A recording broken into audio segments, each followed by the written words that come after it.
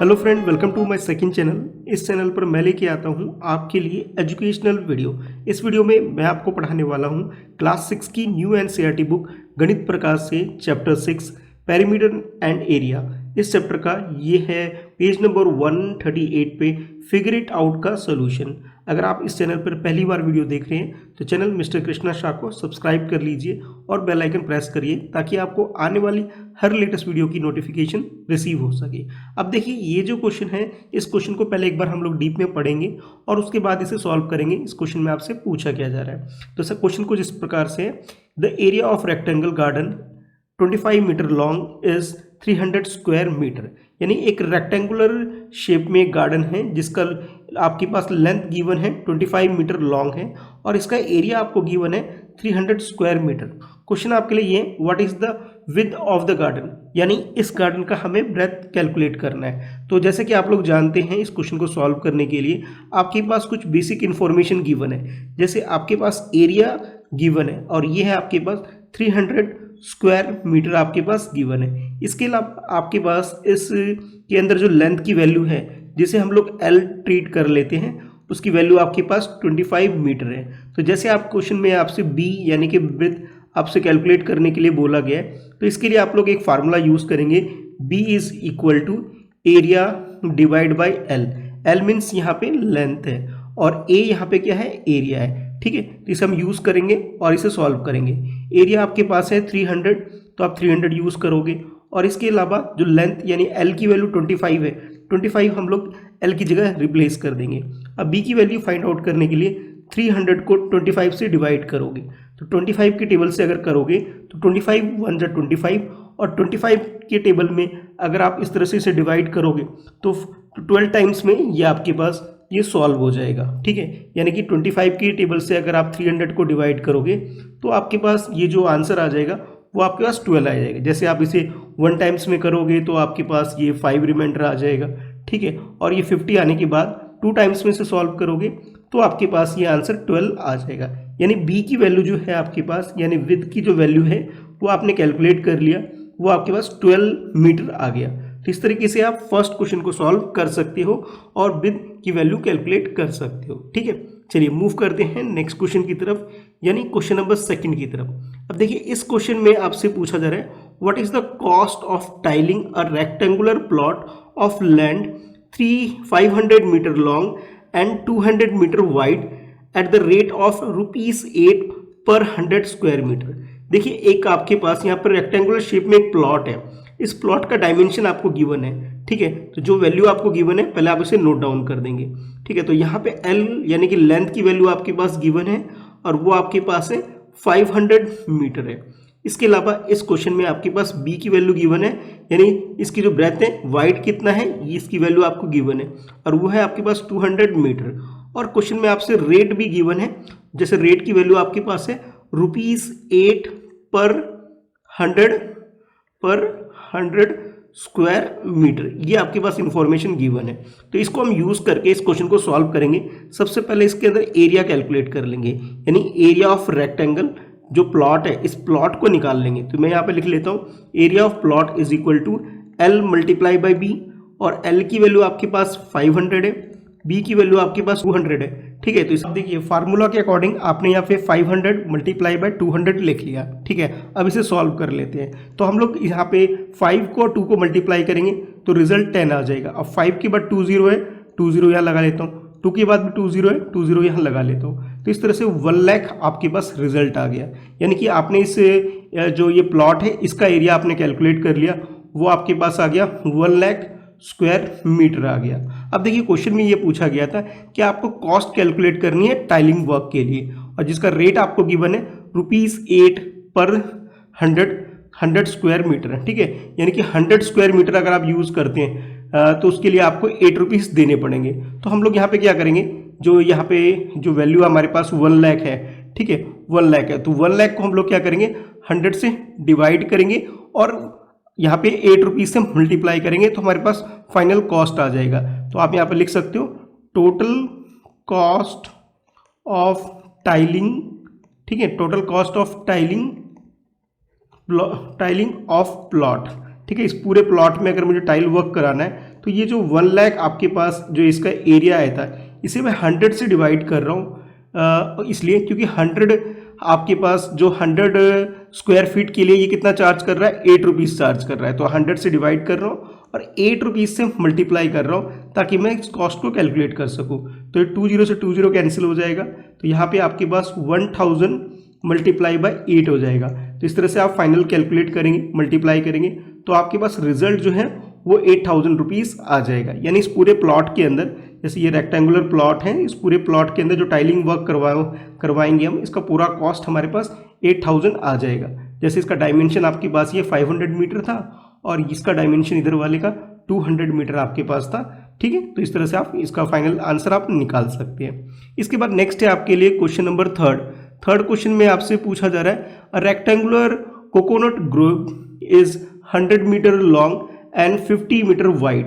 ठीक है, if each coconut tree required 25 square metre, what is the maximum number of tree that can be plant in this grove. अब देखिए आपके पास ना, जैसे इस क्वेश्चन में जो इन्फॉर्मेशन है उसके अकॉर्डिंग पहले आप ये समझिए कि आपके पास एक वाटिका यानी कि ग्रोव आपको गिवन है। ठीक है, जिसका डायमेंशन आपके पास है, लेंथ जो है यानी एल की वैल्यू आपके पास 100 मीटर है, बी की वैल्यू आपके पास क्या है 50 मीटर है, और यहाँ पे जो प्लांटेशन करनी है कोकोनट ट्री के लिए, तो एक ट्री को जब हम प्लॉट करते हैं, लगाते हैं इसके अंदर, तो उसमें 25 स्क्वायर मीटर एरिया की जरूरत पड़ती है। तो क्वेश्चन में ये पूछा जा रहा है कि आप मैक्सिमम नंबर ऑफ ट्री कितने प्लांट कर सकते हैं, ये कैलकुलेट करिए। तो जैसे इस क्वेश्चन के अंदर आपके पास लेंथ यानी कि एल गिवन है और एल की वैल्यू आपके पास 100 मीटर है। ठीक है, इसके अलावा ब्रेथ की वैल्यू आपके पास गिवन है जो कि आपके पास यहाँ पे बी हो जाएगा, और ये आपके पास 50 मीटर गिवन है। तो सबसे पहले हम लोग एरिया कैलकुलेट कर लेते हैं, एरिया ऑफ ग्रोव। ठीक है, तो इसके बाद हम फर्दर क्वेश्चन सॉल्व करेंगे। तो जैसे यहाँ पे L into B formula use करोगे, L की वैल्यू आपके पास यहाँ पे 100 है, B की वैल्यू आपके पास 50 है। ठीक है, तो इस तरह मल्टीप्लाई करोगे तो आपके पास ये 5000 आ जाएगा, यानी कि 5000 स्क्वायर मीटर आपने एरिया कैलकुलेट कर लिया। अब जैसे इस क्वेश्चन में बोला गया कि नंबर ऑफ ट्री कैलकुलेट करिए, कितने प्लांट कर सकते हो। तो नंबर ऑफ ट्री कैलकुलेट करने के लिए हम लोग क्या करेंगे, ये जो हमारे पास 5000 स्क्वायर एरिया जो आया था, इस एरिया को मैं डिवाइड कर दूंगा यहाँ पे एक प्लांट के लिए जो एरिया रिक्वायर्ड है, यानी कि एक प्लांट के लिए मुझे यहाँ पे कितना एरिया चाहिए, 25 स्क्वायर मीटर चाहिए। तो 25 से इसे डिवाइड करूंगा तो मेरे पास नंबर ऑफ ट्री आ जाएगा। ठीक है, तो जैसे आप यहाँ पे कुछ इस तरह से भी सॉल्व कर सकते हैं कि 5000 को 25 के टेबल से, या फिर पहले से सिंप्लीफाई कर लीजिए, 5 5 जा 25, 5 1 जा 5। ठीक है, बाकी जो जीरो है इसे लगा लीजिए, उसके बाद 5 1 जा 5, 5 2 जा 10, रिमेनिंग 2 0 लगा लीजिए, यानी आपके पास यहाँ पे क्या आ गया 200 आ गया। यानी कि जैसे इस क्वेश्चन में पूछा गया था कि number of tree, maximum number of tree कितने प्लांट कर सकते हैं, तो आप अपने आंसर में लिख सकते हो कि 200 number of tree we can plant in this plot. ठीक है, इस प्लॉट के अंदर, इस बगीचे के अंदर, जो भी इस एरिया के अंदर हम लोग 200 नंबर ऑफ ट्री को प्लांट कर सकते हैं। हमारे लिए क्वेश्चन नंबर फोर्थ के सोल्यूशन से पहले एक बार क्वेश्चन को रीड कर लेते हैं। इस क्वेश्चन में बोला जा रहा है कि by splitting the following figures into rectangles find their area, all measures are given in metres. अब देखिए इसमें, इस क्वेश्चन के अंदर आपके पास ये पार्ट ए है और ये पार्ट बी है, और इस क्वेश्चन में आपको बोला जा रहा है कि इस पूरे डायग्राम को आप स्प्लिट कर सकते हैं रेक्टेंगल की फॉर्म में, और उसके बाद इसका एरिया कैलकुलेट करिए। तो सबसे पहले हम लोग इसके फर्स्ट पार्ट को सॉल्व करते हैं। ठीक है, तो उसमें आप सोल्यूशन लिख सकते हैं, सोल्यूशन जिसमें आप लिखेंगे क्वेश्चन नंबर 4 और पार्ट ए। अब जैसे हमें टोटल एरिया कैलकुलेट करना है, तो यहाँ पे हम लिख लेंगे एरिया इज इक्वल टू, या फिर टोटल एरिया भी लिख सकते हो आप चाहो तो, कि total area is equal to. अब देखो जैसे जैसे इस पूरे पोर्शन है हमारे पास, इसे पहले स्प्लिट करना स्टार्ट करते हैं। तो देखो जैसे यहाँ पे ये जो है आपके यहाँ से लेके यहाँ तक ये 4 यूनिट गिवन है, और बीच में अगर इसे मैं ब्रेक करूँ कुछ इस टाइप से, इसे ब्रेक करता हूँ, ठीक है, तो ये क्या हो जाएगा आपके पास, यहाँ पे ये 2 हो गया और ये 2 हो गया। ठीक है, और ये आपके पास जब 2 आ गया, ये वाला पोर्शन 2 है आपके पास और नीचे भी 2 है। ठीक है, अब देखो इसे थोड़ा सा ब्रेक करेंगे हम लोग इस तरीके से, तो ये आपके पास 1, ये आपके पास 2, यानी इस पर्टिकुलर रेक्टेंगल का एरिया आप लोग कैलकुलेट कर सकते हो। लेंथ आ गया आपके पास, ब्रेथ भी आ गया। अच्छा, उसके बाद नेक्स्ट देखिए, नेक्स्ट जो हम लोग ब्रेक कर सकते हैं, इस वाले पोर्शन को ऐसे डॉटेड लाइन में मैं ड्रॉ कर रहा हूँ, इसे ब्रेक कर दिया मैंने और इसे ब्रेक कर दिया। ठीक है। तो ये जो पोर्शन है जिसमें 4 गिवन है और ये 3 गिवन है, यानी इस रेक्टेंगल का एरिया हम लोग कैलकुलेट कर सकते हैं। ठीक है, तो मैं इसका नाम रख लेता हूँ, इसका नाम फर्स्ट रख लेता हूँ, इसे आप सॉल्व कर सकते हो। सेकंड जो है इसे भी सॉल्व कर सकते हो। बाकी अब नेक्स्ट अदर जो रेक्टेंगल्स हैं 1 बाय 1 सबको देखते हैं। अब देखिए ये टोटल लेंथ जो है यहाँ पर ये 4 है, यहाँ से लेके यहाँ तक, और 3 यहाँ कवर हो रहा है। इट मीन्स ये हुआ कि ये वाला जो पोर्शन ये 1 हो जाएगा, ठीक है, और ये वाला पोर्शन भी 1 हो जाएगा। तो इस तरीके से हम लोग इस वाले पोर्शन को और इस वाले पोर्शन को दोनों का एरिया कैलकुलेट कर सकते हैं। या फिर आप चाहो तो इस पूरे कंबाइंड को मैं क्या करता हूँ कि 1 रेक्टेंगल में ट्रीट कर लेता हूँ। ठीक है, ये पूरा रेक्टेंगल एक रेक्टेंगल से ट्रीट कर लेते हैं। ठीक है, जिसके लिए हम लोग लिख सकते हैं यहाँ पे ये टोटल 4 हो गया और ये आपके पास 1 आ गया, जिसका नाम हम लोग रख लेते हैं रेक्टेंगल नंबर 3 रख लेते हैं। ठीक है, इसका एरिया भी हम लोग कैलकुलेट कर सकते हैं। और बाकी बीच में जो आपके पास ये पोर्शन बच गया है, तो जो डॉटेड लाइन मैंने पहले ड्रॉ किया था इसे मैं रफ कर देता हूँ। ठीक है, तो अब आपके पास यहाँ पे ये वाला पोर्शन तो 2 आ रहा है, ठीक है, और ये वाला पोर्शन भी 2 हो जाएगा, ये दोनों सेम सेम इक्वल हो जाएंगे। और ये जो लेंथ आपके पास 3 है, ठीक है, ये यहाँ से लेकर के यहाँ तक ये 3 लेंथ है, और ये वाला लेंथ आपके पास 2 है, यानी कि इस पूरे टोटल लेंथ की अगर मैं बात करूँ तो ये आपके पास क्या हो जाएगा 5 हो जाएगा, 3 + 2 हो जाएगा। यानी ये जो रेक्टेंगल आपके पास बनेगा इसका नाम मैंने रेक्टेंगल 4 रख दिया। तो इस तरीके से आप सोल्यूशन में कर सकते हो टोटल एरिया जो कि आप कैलकुलेट यहाँ पे जो कर रहे हो टोटल एरिया, तो आप लिख सकते हो area of first plus area of second plus area of third.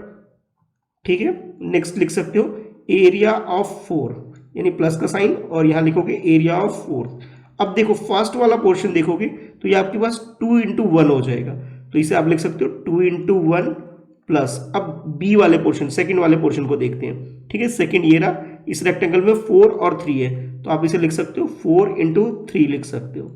Next आपके पास थर्ड में देखो, ये इधर टोटल 4 हो गया, 2 + 2 ये पूरा 4 और ये 1, यानी इसे आप लिख सकते हो 4 × 1 लिख सकते हो। और बीच वाला ये जो फोर्थ रेक्टेंगल जो आपके पास बन के आ रहा है, इधर 2 और इधर 5, यानी इसे आप लिख सकते हो 5 × 2 लिख सकते हो। तो इस तरीके से इसे सॉल्व करोगे, इधर 2 आ जाएगा और 4 3 जा आपके पास 12 आ जाएगा, और ये 4 1 जा 4 और 5 2 जा 10 आ जाएगा, आपके पास 28 आ जाएगा। एक बार चेक कर लेते हैं दोबारा, 12 + 2 आपके पास यहाँ पे 14, 14 + 4 18, 18 + 10 आपके पास 28 आ जाएगा। तो इस तरह से आप लिख सकते हो 28 स्क्वायर मीटर लिख सकते हो। ठीक है, 18 और 10 को ऐड कर दिया आपने तो 28 आ गया।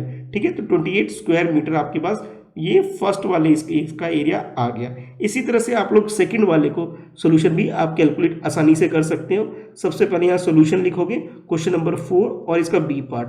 ठीक है, अब यहाँ पे टोटल एरिया कैलकुलेट करना है हमें, तो सबसे पहले हम लोग क्या करेंगे, ये जो डायग्राम है इसे स्प्लिट करना स्टार्ट करेंगे। अब देखिए मैं अगर इसे यहाँ इस तरह से ब्रेक कर देता हूँ और इसे ब्रेक कर देता हूँ तो मेरे लिए क्वेश्चन करना आसान हो जाएगा।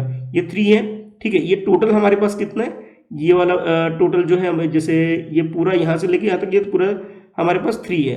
अब ये देखो इतना पोर्शन 2 है हमारे पास, ठीक है, यहाँ से लेकर यहाँ तक 2 है, तो ये वाला पोर्शन क्या हो जाएगा 1 हो जाएगा, नीचे 2 है ऊपर 1 हो जाएगा।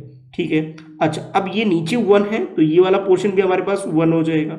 इसी तरह से यहाँ पे भी अगर आप इसे ब्रेक करोगे तो आपके पास इसे ब्रेक करोगे तो ये पोर्शन आपके पास 2, ये आपके पास 1, ठीक है, नीचे 1 है तो ये भी 1 हो जाएगा। तो इस तरीके से हम लोग इसे एक रेक्टेंगल की तरह से डिफरेंट पोर्शन में से कवर कर देते हैं। तो सबसे पहले मैं इस पूरे कंप्लीट को, यानी कि यहाँ से लेकर के यहाँ तक ये जो पूरा कंप्लीट पोर्शन है इसे मैं ले लेता हूँ रेक्टेंगल 1 ले लेता हूँ, इस पूरे को रेक्टेंगल 1, इसे रेक्टेंगल 2 ले लेता हूँ और इस वाले पूरे को मैं रेक्टेंगल 3 ले लेता हूँ। तो इस तरीके से हम लोग अपने सोल्यूशन में यहाँ पर लिख सकते हैं area of first part plus area of second part, और उसके बाद नीचे लिख लेंगे plus area of third part. ठीक है, अच्छा अब जैसे आपके पास फर्स्ट पार्ट देखेंगे तो ये टोटल आपके पास 3 है और ये 1 है, तो आप यहाँ पे लिख सकते हैं 3 × 1। ठीक है, अच्छा उसके बाद सेकंड वाले को देखोगे तो आपके पास ये वाला जो पोर्शन है आपके पास 3 है और ये वाला जो पोर्शन आपके पास 1 है, तो यहाँ पे लिख सकते हो 3 × 1 लिख सकते हो। और ये जो पोर्शन आपके पास बन के आ रहा है ये भी आपके पास क्या है, टोटल यहाँ पे 3 हो जाएगा, 2 + 1 ये 3 हो गया और ये 1, यानी कि इसे लिख सकते हो आप, बाकी जो पोर्शन है इसे सॉल्व कर सकते हो। जैसे तीनों में देखोगे 3 इंटू 1 3 इंटू 1 3 इंटू 1 यानी कि 3 + 3 + 3 आ जाएगा। तो इस तरह से फाइनल आंसर आपके पास 9 यानी कि 9 स्क्वायर मीटर आ जाएगा। तो इस तरीके से आप फोर्थ क्वेश्चन का सेकंड पार्ट भी सॉल्व कर सकते हो। ठीक है, तो आई होप आपको ये क्वेश्चन अच्छे से क्लियर हो गया होगा। ठीक है, तो वीडियो को लाइक कर दीजिएगा और ये जो मेरा चैनल है मिस्टर कृष्णा शाह, इसे सब्सक्राइब जरूर कर लीजिएगा ताकि आने वाली वीडियो की नोटिफिकेशन आपको मिल सके। ठीक है, तो thanks for watching, bye bye.